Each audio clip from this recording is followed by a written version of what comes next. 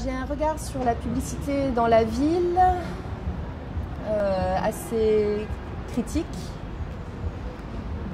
Je ne peux pas dire que je l'accepte sereinement.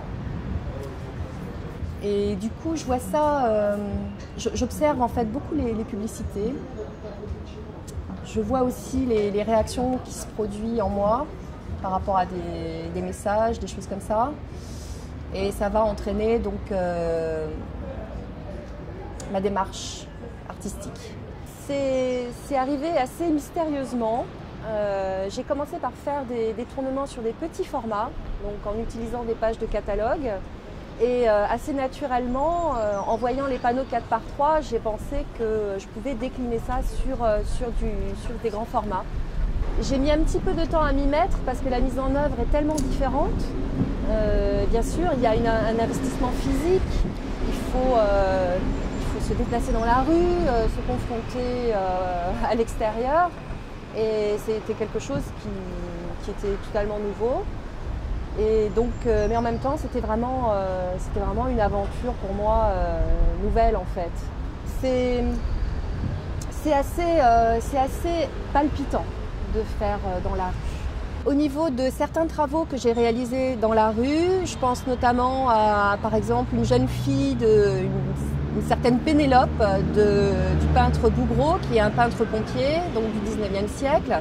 Je suis venue intégrer cette Pénélope sur une chaise Ikea, par exemple. Donc c'était une très grande figure pour laquelle j'ai dû faire même des acrobaties pour aller la fixer.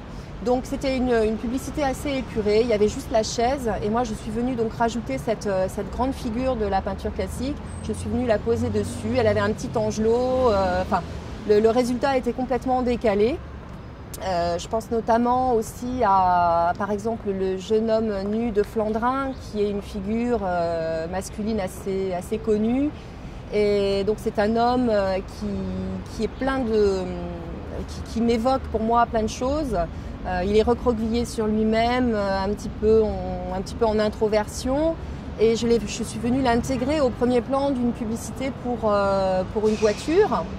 Et donc je trouvais encore une fois que le mélange était complètement décalé et changeant le message de la publicité. Parce qu'on se demande est-ce qu'il peut s'acheter la voiture, est-ce qu'il est malheureux, est-ce qu'il songe à l'avenir. Et puis souvent ça résonne avec les slogans et du coup ça modifie en douceur le message de la publicité.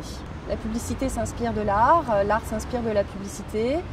Elle en fait son moteur, sa base. Moi, ce que je pense que c'est une sorte de réappropriation justement de messages peut-être simplistes où l'art vient donner quelque chose qu'elle n'a pas, c'est-à-dire peut-être ce supplément d'âme ou une certaine profondeur, une certaine réflexion aussi sur ce qu'est la publicité. Je ne pense pas que naturellement on ait ce recul en fait de penser à la publicité et l'art peut permettre un questionnement sur justement le rôle de la publicité.